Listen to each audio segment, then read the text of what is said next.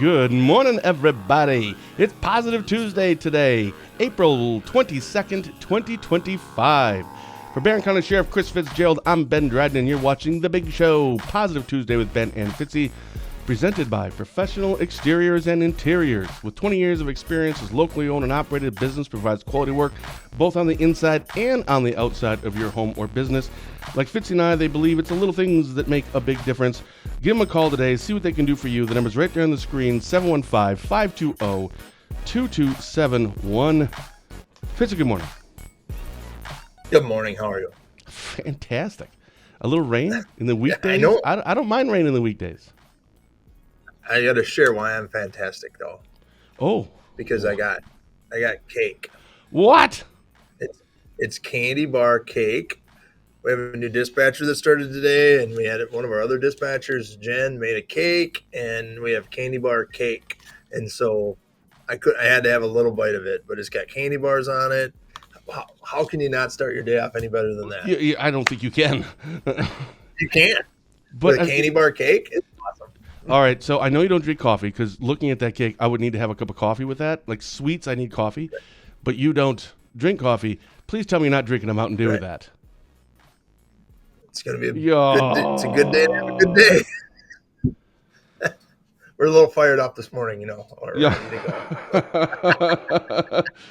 Holy cow. Oopsie. I'm trying to turn our show on my phone, but I can't find it. That's all right. So, yeah, we didn't do a show last week. We both had county board, right? Yeah, that's right. And thank you for reminding me, because I think you texted me on Sunday night, and you said, dude, are you watching the golf tournament? I think it was the Masters or something, right? And I'm like, Rory was up like 5 strokes halfway through. No, I'm not watching anymore. I was like, turn it back on. So I did, and after we got finished chatting about it, you had said, hey, by the way, I'm not going to be able to be on the show Tuesday. There's a daytime county board meeting in Barron County. And I'm like, you know what? I think there's the same thing in Washburn. I don't think I could be on either. So thank you for reminding me, because if it wasn't for you, I don't think I would have been there. Well, you would have been. We would have figured it out Monday night. Yeah, somebody would have probably let me know. Yeah. So once a year, there's daytime board meetings. Why was it important for you to go to those as a sheriff? Why do you go to the board meetings? So I go to all of our board meetings. I haven't missed many in my 17 years as sheriff. But this last one was important because we passed our jail expansion project. The jail project had passed. We actually borrowed the money for it so we could do there's a few other projects in the borrowing, our radio communication upgrade, a couple roofs, and something else. So our county borrowed just short of $5 million, and we're going to start an addition here on our jail. So that's why I had to be there. But I usually go to all of our county board meetings just to make sure that what information flows and to keep track of everything going on in the county and making sure, where the sheriff's department should be involved. That's why I'm involved in so many other boards, because it helps me stay connected with the community and know where the best place for resources for the sheriff's department should be and what the community needs. So I enjoy the county board meetings and the meetings that we attend. Well, I think it's also probably important. What's that? I said, would you talk about your county board meeting? Anything fun? I'll get to that in a second. But okay. I think it's also important as a sheriff to be at those just for a presence. And I don't mean like a law enforcement presence, keep the crowd. I just think that's important, right? To be active, involved, and engaged in going to these things. Because, listen, I'm on the county board in Washburn County, and I get the meeting minutes for like committees and other things. And, it's just pretty basic. It's just that's the way it's designed, right? But you don't get the full story. It's just a few things. You can't. Like as a sheriff, I think I would want to know everything that is going on, or as much as I possibly could, knowing what's going on in the county. And the county board meetings, yeah, those are super important. They really are. Well, and there's other department heads that go also because we don't work in a silo. If we all just did our own thing and didn't work in our silo, we wouldn't learn about, we have a ton of partnerships with ADRC. And I learn about some of these things that they talk about at county board meetings because, county boards, they make decisions on all the committees that meet, and that's where the rubber meets the road. A committee can make a decision, but unless county board approves it, it doesn't become reality. And you'll learn about new programs. You Yeah. learn about what we're investing in. Does the county have money to even think about borrowing for a jail project, or out of county revenue and all this other stuff that comes into play. So Yeah. it's important to stay on top of those things from a budgetary It is. standpoint also. So It is, it's and not it, everything I enjoy is. it. Yeah, and not every. We pay attention a lot more to like state things, like whatever Romaine Quinn's doing.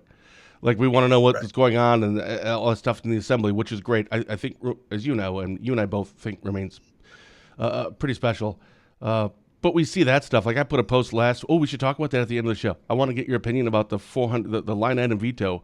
Uh, if you think this is a good thing for a governor to have, not necessarily either that it's mean for anyone to have, but like Senator Quinn, we put out a press release about his kind of response to that, and it had like over 200 comments, and like that's where it's at. But as soon as you put something about the county board, it's who cares? It's like Yeah, okay, right. that's weird. I feel like maybe you should pay attention to your local politics a little, Right. just a Well, little and bit. you do that. We put press releases out about some kind of traffic fatality, and it gets all these looks. And we put a thing about, hey, come to this ADRC event on how to make your community better, Yeah, or this community coalition event, and it gets 6 looks. So we need to prioritize where we are. But there's a lot of people that support these programs. So yeah.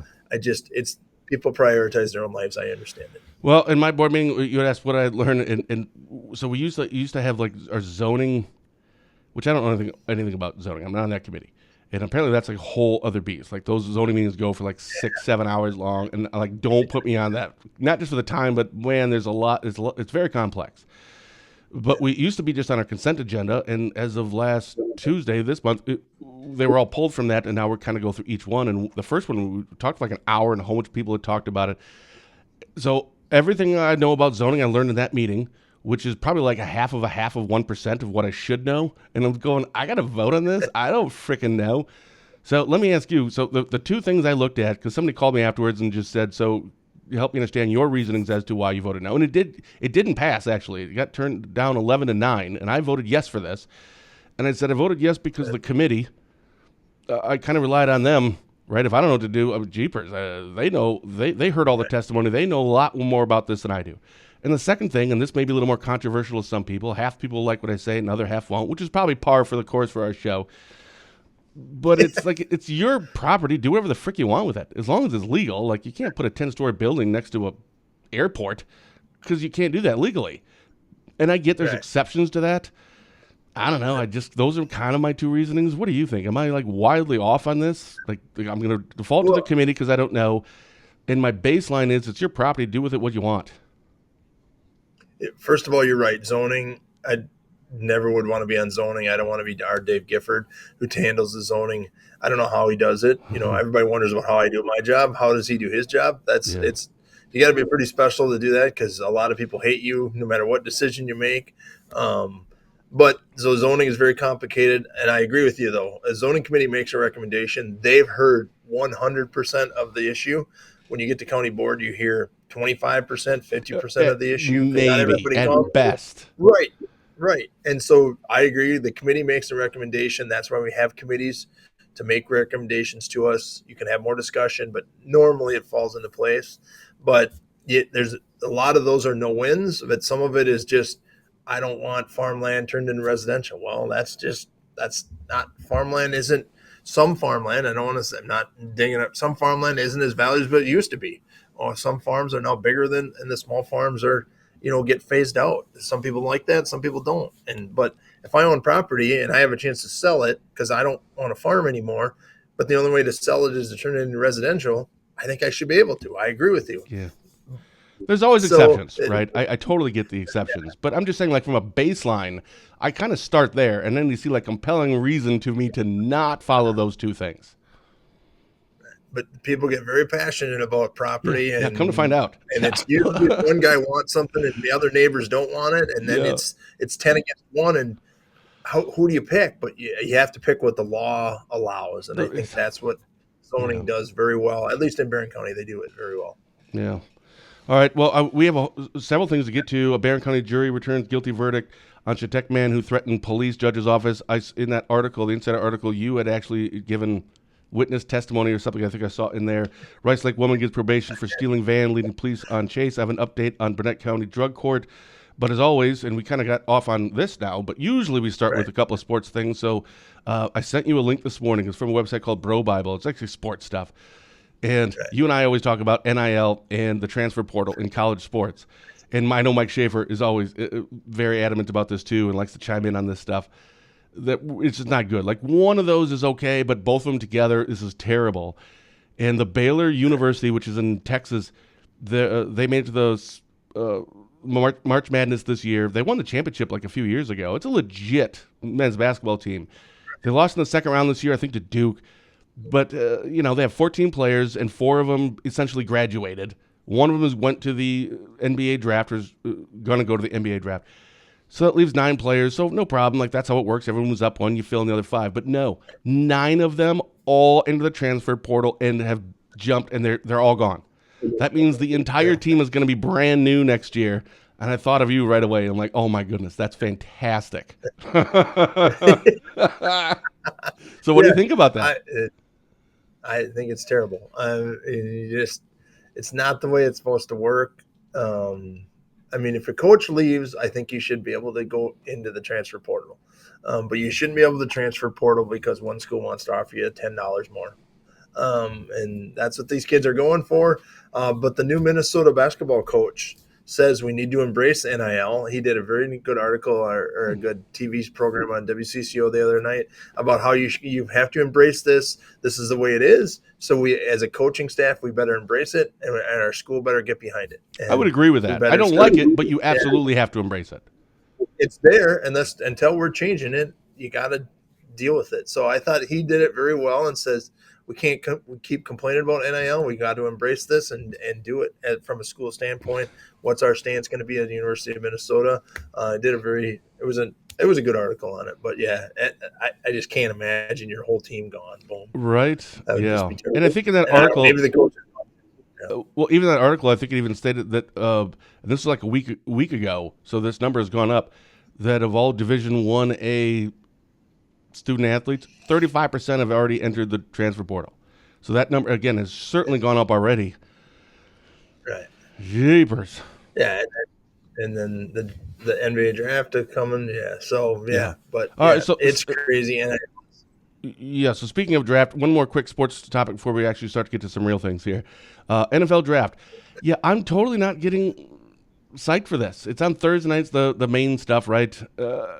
Is there any good storylines? Shedeur Sanders, I guess. Like, where is he going to land? But other than that, are you hyped for this? I'm really not. And I always love the NFL draft, but I kind of don't see any good storylines here.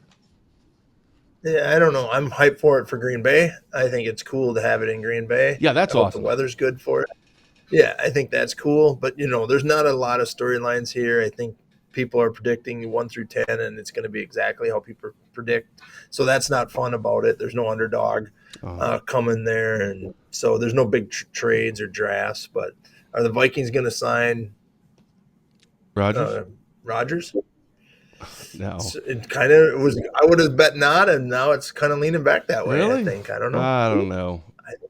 I still think the Steelers is most likely. I mean, they don't even have a quarterback right now, do they? Russell Wilson went to the Giants. Their other one, Justin Fields, former Bears, he's with the Jets now, which that's a dumpster fire. You think the Bears are bad? The Jets, what a horrible organization. Like they don't have a quarterback. So I feel like more likely the Steelers, but I don't know. The Vikings are pretty stacked. I think you could put, I wouldn't say just anybody, but if they can make Sam Darnold look good, I think J.J. McCarthy will be just fine. I know Mike Schaefer doesn't about Rodgers. I know he doesn't. But that's why I brought it up too. But I actually think it's leaning that way. I would have been on Mike's bandwagon, but I think it's leaning that way, and I don't know if it helps or hurts the Vikings. So it'll be interesting. So all right. Well, that's enough for sports. We have some bigger topics to talk about. We'll do all of that in 15 seconds after word from Spooner Health. Spooner Health, compassion is at the center of everything we do. It's rooted in who we are and why we're here. It unites us as providers, neighbors, and as a community. Learn more at spoonerhealth.com.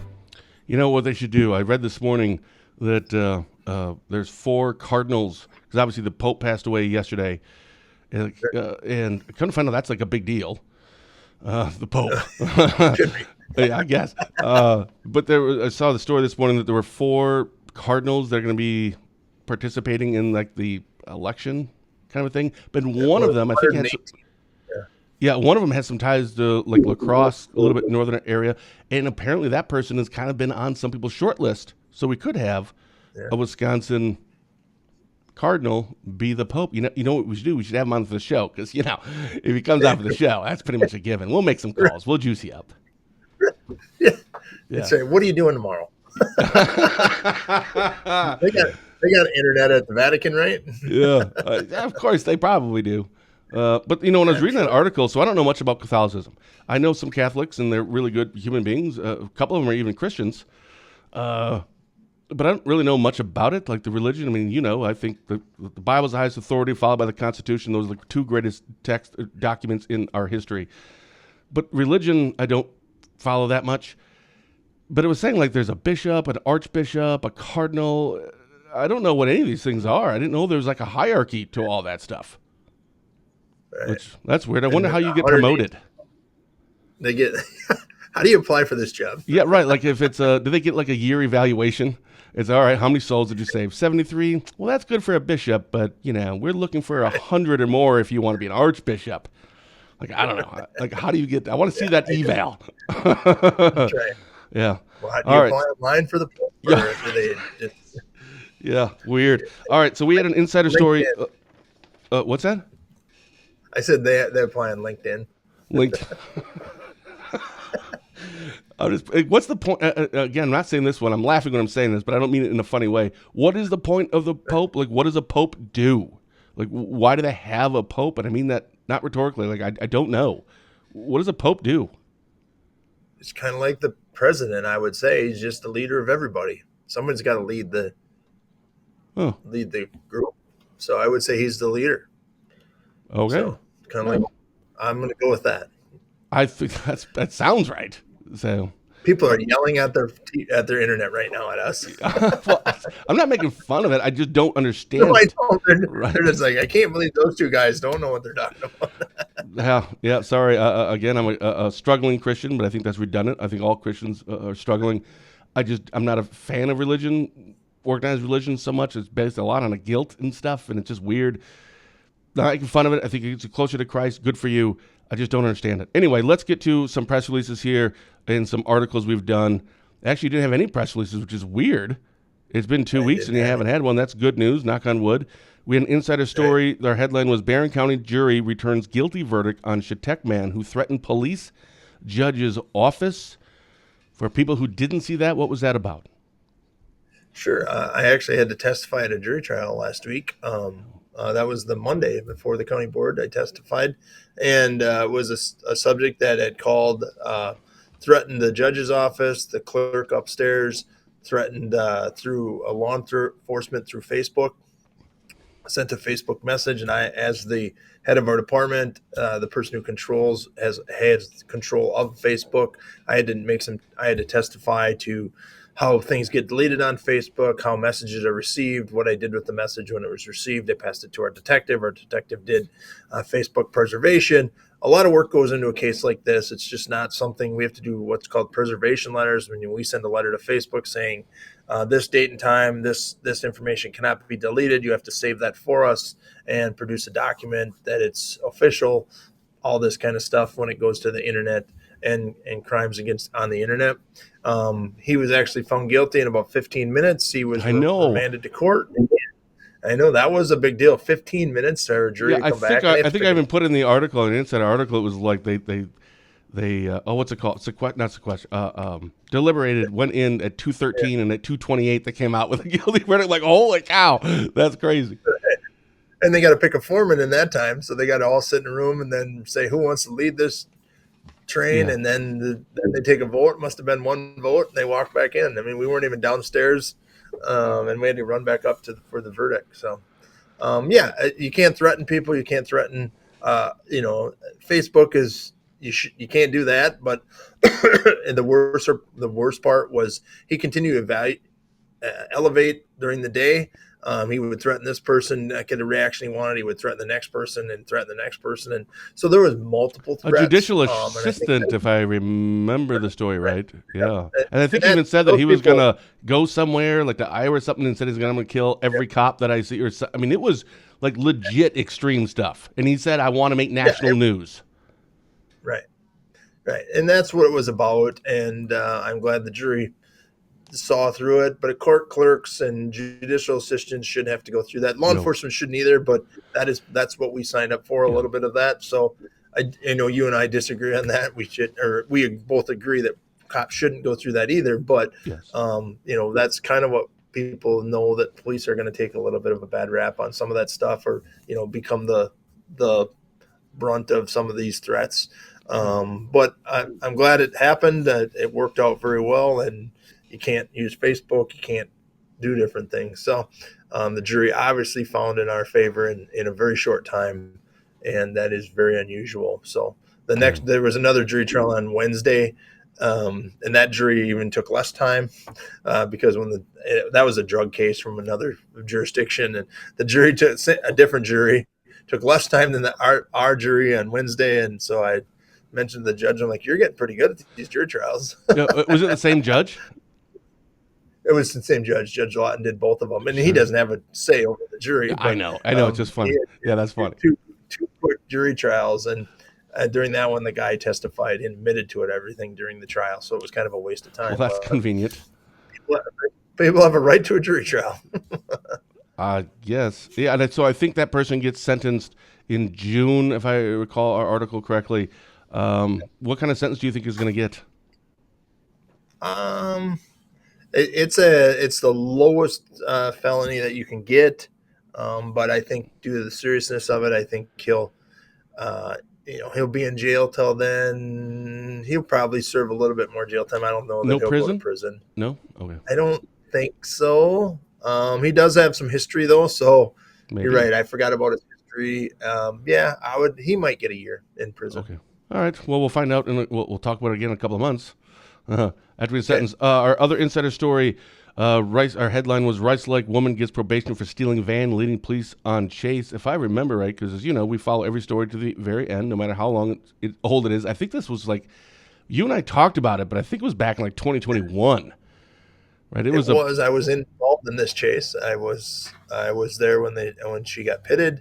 I don't like probation in this case. I think. Yeah. So for people who don't know, what was the situation? So you were involved. She had taken a van. Yeah, she took a van from the city of Rice Lake and drove crazy through the city of Rice Lake all the way through Cameron, and finally our patrolman used a pit maneuver in the city of Chetek to stop this chase. At times people weren't even chasing her when she first started, and she was still driving erratically. Those are the type of chases that, when law enforcement is involved in and they're driving that erratically when the police aren't chasing them, that's the one we have to put a stop to. And so I think that's where it came across, and we decided to pit maneuver to stop this, and no one was injured. But I'm not okay with probation on this. I think due to the recklessness of this, I think people shouldn't flee from law enforcement and steal a car. I don't know the details behind the stealing of the car because that's a City of Rice Lake case. But this one, I'm not okay with probation for this one. I think I remember talking about this because it was that pit maneuver, which is when you go up behind a car and you put your front of your car on the side, move it to the left of the back of theirs to spin it. Because I remember talking about that. I'm like, I know that move from Grand Theft Auto. I think that's when we first started talking about that. Yeah. Go back to what you said. We haven't been trained. Yeah. We haven't been trained in pit very long, and we try not to use it. But that's what you had said that the ones that are in this case speeding and going fast and going through stuff, but we're not chasing you. Those are the ones we want to put a stop to. Is that what you said? And if so, why? Well, a lot of people blame law enforcement when we chase people. We started chasing them, so they had to drive crazy because we were chasing them. When someone is driving crazy and the police aren't behind them, those are the ones that there's some intent there. Oh, sure. they're not trying to flee from the police because the police aren't even behind them yet, and they're driving crazy. I think the last chase in Minnesota was that way. The person, or no, it was in Eau Claire when they smashed up a couple of squads in Eau Claire a couple of weeks ago. The person was driving very erratically when the police weren't chasing, because they actually initiated a chase, then they stopped the chase, and the person kept driving crazy, like over curbs and through yards. And like that's the time where you say, no, Nice. as a law enforcement officer, my job is to protect the public, and we're going to put a stop to this. So, but when you're chasing them, people think, well, we'll stop chasing them and they'll drive nicer. Well, not always, but in some cases that's true. I mean, I think there was a motorcycle, which we had 2 motorcycle crashes yesterday, and a motorcycle flee from us yesterday afternoon, not from us, from another department, and they stopped the chase. They didn't chase. We try not to chase motorcycles very often. They're very dangerous, and the roads still have dirt and rubble on them, and winter stuff. We had 2 motorcycle crashes yesterday afternoon. Now, again, both were wearing helmets, no injuries to either one of them, but it's just something. Chases are very, as a law enforcement leader, we make decisions. Our sergeants make decisions during these cases all the time, and we choose to chase or not to chase. But as soon as you have a no chase policy, as some departments have, then people rob banks and they say, well, the police aren't going to chase us, so we'll get away. So you don't know why a person is fleeing, and you base it on traffic, weather, the car, time of day. Lots of different things go into our decisions to chase or not chase. I think those penalties should be a little bit more strict. So do I. Because I mean, you're putting a lot of other people's lives at jeopardy as well, and that's just not the message we want to send. I'm sorry. You start. I don't know. I think they should be a little higher. I mean, me. I think everybody should be in prison for jaywalking. And people should do what they want with their land. Apparently, that's not always. Nobody agrees with that one either necessarily. At least 11 of my colleagues don't agree with that. Yeah, I don't know. I feel like it should be a little bit more. I mean, at least some jail. I mean, there needs to be a reason to not do that again. Because what's the probation? Right. I mean, I don't know. I don't like that. I didn't like it either. I didn't. But it was an old case. I don't know why it took that long. There's got to be a reason behind that. I don't know. That was 4 years old. Yeah. So maybe, I don't know. I don't know why that one took so long. I have no idea. So I don't know. All right. I want to give you an update. So not last week, but 2 weeks ago, we talked about drug court. And that conversation came up about the importance of it and what you think about drug court. We were talking about Barron County, but the conversation started because the board chair in Burnett County put out a press release, and we published it on Dryden Wire, saying that the judge there, Judge Mogan, had said that unless I get this person to be a full-time person, I'm going to shut down drug court. Well, that has now changed. And now she has now said, nope, drug court's back on. And she issued a statement to Dryden Wire. We published that last week. And I think there's some ongoing discussions about, okay, how do we do this the right way? So I think that's a good place to be. I don't know if you saw that story or not. Did you happen to read that one? And yeah, so what are your thoughts? And I think sometimes you have to flex to get people to notice. And I think that's what the judge did and said, you know what, we're not playing. This isn't, and maybe she tried, say, hey, let's have a meeting. And he's like, no, there's no money, or whatever the answer was. Sure. And she's like, well, then we're not doing this. And now she got everyone's attention. And sometimes that's how you play the game of politics. Not that that's the right or wrong way to it, but that's how it played out here. And hopefully it gets to the right answer where it benefits people and not individuals. It's a dangerous game to play because if they call your bluff and you were bluffing, you have to either, say I was bluffing and, then you lose some credibility. But in this case, it worked out perfect. In my opinion, it worked out great. And, I think it's going to work out. Hopefully it does. And because treatment courts are important, they're an important piece of the judicial system. Yeah. But it's also very expensive. Who was I talking to yesterday? I can't remember who I was talking to. And they told me the numbers of, just in Wisconsin, how many people graduated from this or was a part of it, and then divided by how much resources went into it. Skipping. I think the number came down to $600,000 per. And I think that wasn't per person that was in it, but per person that graduated something, whatever that number was. And don't quote me on that. I'll have to fact check that because I can't remember exactly what it was. But it was a super high amount. And I'm going, Yeesh, that's a lot. Now, I think Burnett County is. I've talked about this before. They don't have a lot of money, right? There's a significant portion of their population doesn't even pay property taxes, and that's huge, man. That's gigantic. So I love the idea, the principle of drug court, but I think they're going to have to kind of reimagine how they're doing it, just from a cost standpoint. It's not a should we or shouldn't we. It's okay. How do we do this? Because that's taking away a lot from other things that we really could use too. And there's that balance. I'm so glad I'm not on the board in Burnett County. Yeah, oh my goodness. I don't know how they're going to figure this And you out. can't.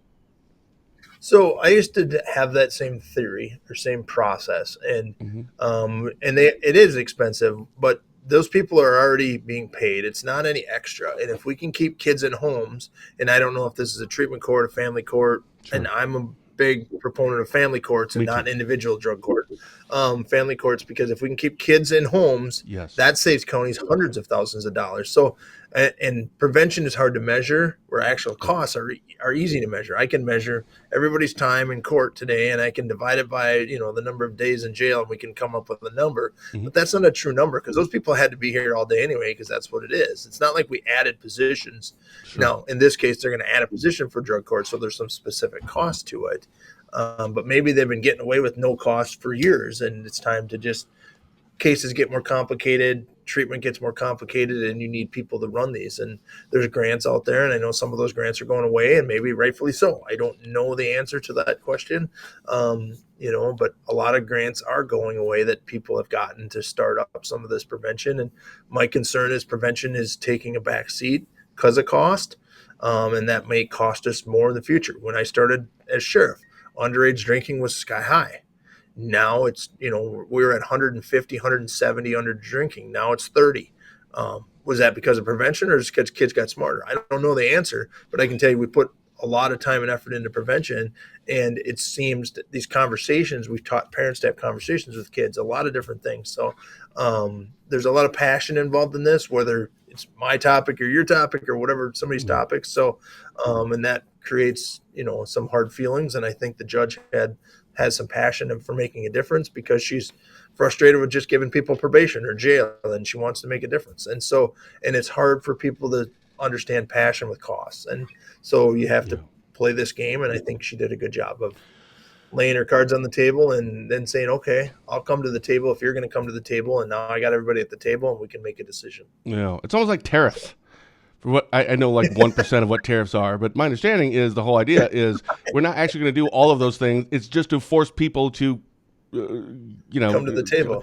Right. It's like I don't know, the art of the deal kind of a thing. I don't know. I'm not advocating for one or the other. I don't know anything about that stuff. I know much about tariffs as I do zoning, which isn't very much. I wonder. So I saw this study. So we had Timothy Fry on. He's the owner of Ignite Dispensary. So we were doing our 420 show. We do it every year. So it's our fourth annual 420 show. So we're talking about all this, but then it was like the next day I ended up seeing, or maybe it was on that show. I think it was that 69. It was. He said 69% of 18 to 24-year-olds prefer cannabis, marijuana over alcohol. Do you think that is also a part of the reason that? Are you seeing that too? You just talked about it was 170 now down to 30 for underage drinking. That could be a lot of that. A huge component of that is all the work that you guys have done and the messaging and the parent, everything you talked about. How much of the piece of the pie do you think it is also, if at all, marijuana, or just kids aren't interested in drinking? We don't have to put it necessarily on marijuana. It's just not as much of a thing like when we were young. Everybody did.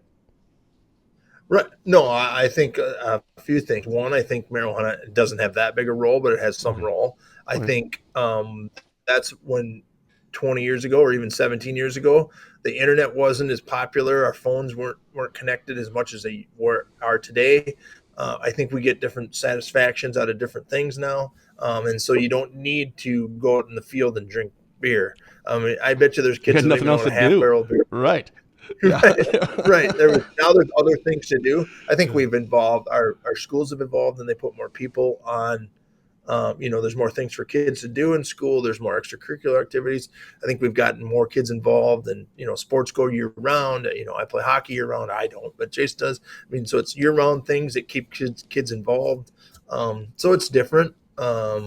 So I think a lot of factors go into that. But that's what prevention is. You got to put Yeah. all these factors. Going to a prevention conference tomorrow. We got to put all these factors in the room, and we've got to evolve prevention too. We just can't say, well, let's just tell parents to talk to their kids. Well, that's not how it works anymore, because the internet's there and people don't have to talk to their kids about things anymore, because kids can look it up on the internet before they ask their parents about it. So we have to evolve. Prevention has to evolve too. So I think that's key to everything. So, and it has been. You've brought up prevention many times, and I think we used the analogy of if there was a law enforcement officer, like a state patrol, down the interstate, like sitting in the median, and you could see him from 2 miles away, and like, what an idiot! Like, I can see that guy. I can slow down way before, but I didn't realize now that it's actually that they're really not trying to pull over speeders or catch you. I mean, if there's somebody that dumb, they will, but it's meant to slow things down. So, how many crashes did that prevent? How many deaths did that prevent? You can't measure that. There's no metric for that. But then you can't say to not do it, because unfortunately you're only really going to know when you take it away, and that's a dangerous game to play. 100%, and that's the game that was allegedly being played here. Is I'm going to take it away. Well, that could have hurt a lot of things and set people back in treatment, etc. But you knew the judge wasn't going to do that, but she needed to get the players to the table, and I think, at least I'm pretty sure she wasn't going to do it, but honestly, I have no inside information on it. I'd have no idea. We don't know that. No. We're just guessing based on the media. Much. But I think they're pretty good guesses. Yeah, I don't know. We're probably way off. Right. Listen, we had an article, so I do want to get to your opinion about Governor Evers, but before that, Travel Northwest Wisconsin announces 2025 Wisconsin Governor's Fishing Opener Family Fishing Day. Man, that's a mouthful. In Rice Lake. Yeah. It's not this weekend. I think it's next weekend, Friday and Saturday. Yeah, so the governor's going to be coming to town. What are you doing for prep stuff? Is it like all hands on deck? Do you have to do a lot more? Or is it like, no, they pretty much bring all their people? It's all secret stuff, man. They can't tell you where the Eagles landed. That's awesome. No. Now, it's not like that. No. Yeah.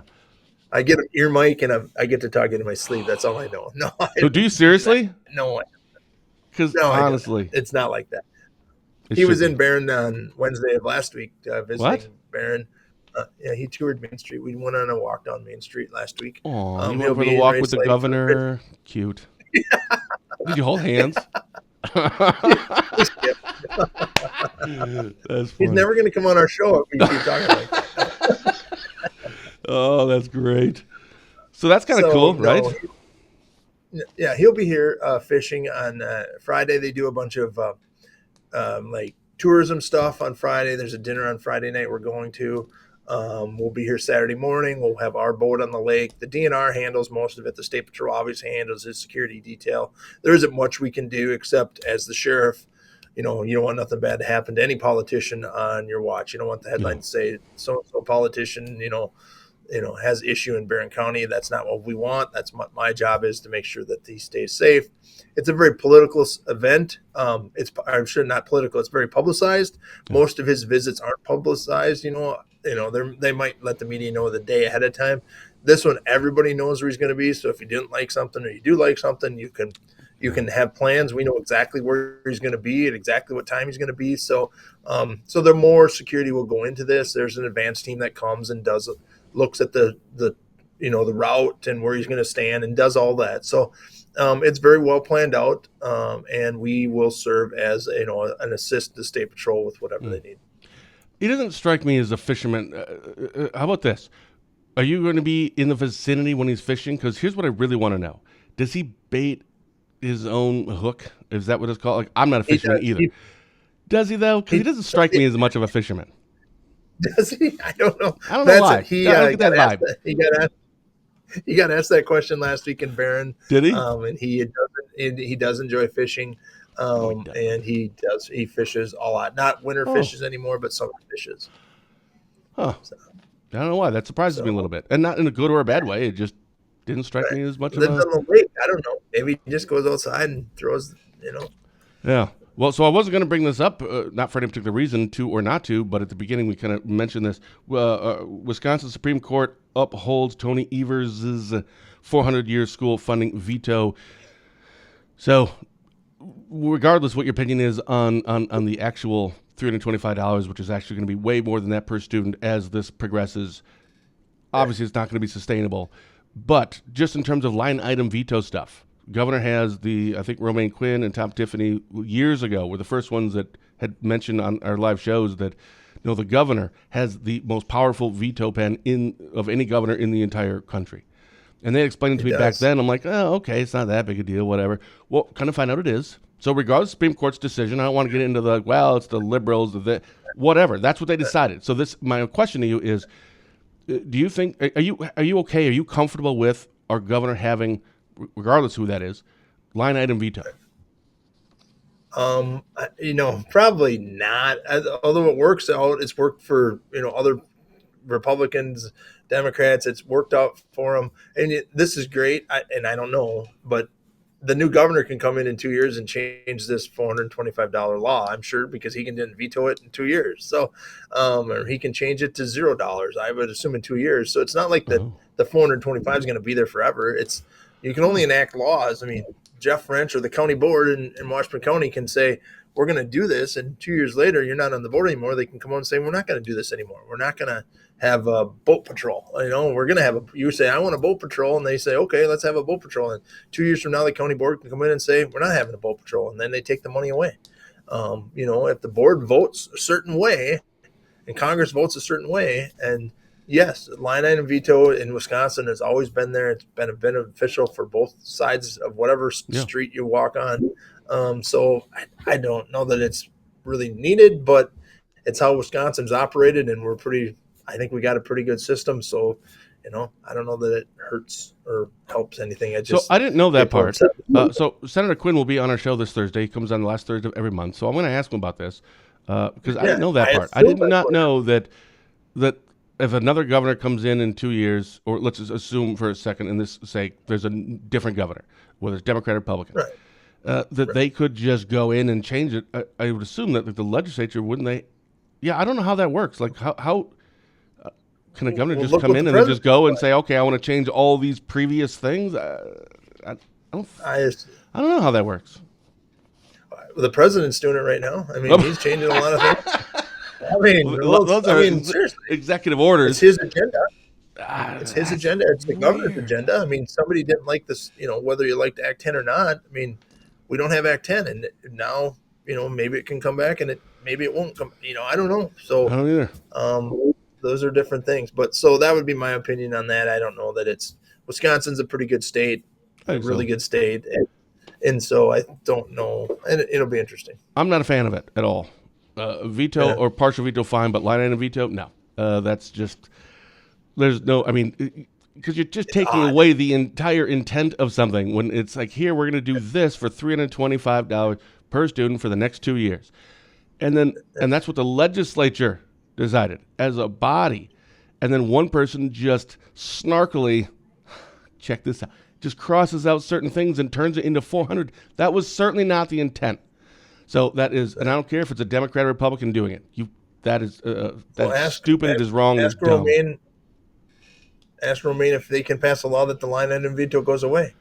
Yeah, so I remember bringing that up. They tried to do that right after Scott Walker, when he lost that election to Evers originally. I think that was like one of the first times. This is like 2018, back when we just started doing these shows. I think Romaine Quinn came on, and because they put in this, in that lame duck session before Evers took over, they were trying to kind of push that through to remove that. And I don't know if he was doing a live show or not. I can't remember, but I remember talking to Romaine and said, so it kind of looks a little fishy, right? It's like you're trying to take away the Democrat governor's power, right? He goes, yeah, I totally get that. He goes, but actually we were planning on doing this anyway, starting in January or February for our next go-around, but we all assumed Walker was going to win. So this was actually already on the books to do it. I'm like, well, you should have done it a while ago. So, because now, you're screwed. Yeah. All right. Well, here's our official weather forecast from Dirk Miller, our official weather person. Man, I love it. Dirk, how long does it take you to make these things? That looks just really nice. 55. Look at all these temperatures. And only AM this morning, showers, PM showers on Thursday, AM Friday. That's a nice forecast. It's a nice Saturday, Sunday. It's a lot of proms on Saturday, so we want to make sure everybody goes out and has a good time. We'll have extra people out Saturday night. 4 big proms, I think, are Saturday night. So, Proms already? oh yeah, most of them are done. There's only one more. School's almost done. End of May. It's end of April already. Yeah, but it's only end of April. It's got at least another month. Wait, do you mean proms? Proms I thought were in May, like end of May. Now all the proms are done. We'll have. Oh wait, we'll no, have, I'm sorry. I'm thinking graduation. I'm thinking graduation. Yeah, Like, that's right. okay. Yeah. Because graduation's coming up shortly. So, lots of proms. So great weather on Saturday for all the proms. Pretty excited about that. And A few hours. I asked him how long it take. No. Don't. we'll put some more time into it, Dirk. Yeah. That's Oh man, that's fantastic. All right, we talked about a lot today. We're up about our time here. What do you have coming up this week? I'm going to a prevention conference for the Northwoods Coalition tomorrow on Thursday. Got a couple meetings today. I'm going to Mosaic tonight for a demo, chat with some of their people. So all good on this end. I think I have to look at my county email. I think I have a IT meeting or something. I think I have a couple meetings coming up this week. I mentioned earlier, Senator Quinn will be on the show on Thursday. Other than that, just regular work. So awesome. Yeah, perfect. All right, I'll text All you right. Thursday night when we're watching the NFL draft. Other than that, That's yeah. See you next week. Eat my cake. Eat your cake with coffee. Seriously, cake and Mountain Dew, dude. You can't do cake and Mountain Dew. For Barron County Sheriff Chris, for Barron County Sheriff Chris Fitzgerald, I'm Ben Dryden. You watching the Big Show, Positive Tuesday with Ben and Fitzy, presented by Professional Exteriors and Interiors. With 20 years of experience as locally owned and operated business, provides quality work both on the inside and on the outside of your home or business. Like Fitzy and I, they believe it's the little things that make a big difference. Give them a call. See what they can do for you. 715-520-2271. As I mentioned, I will see all of you this Thursday, 8:30 a.m. right here on our Facebook page when Senator Romaine Quinn will be my guest for his monthly scheduled chat with us. And Fitzy and I will see all of you next Tuesday for another exciting episode of Positive Tuesday with Ben and Fitzy. So until then, for DrydenWire.com, thank you for watching, and as always, have a blessed day.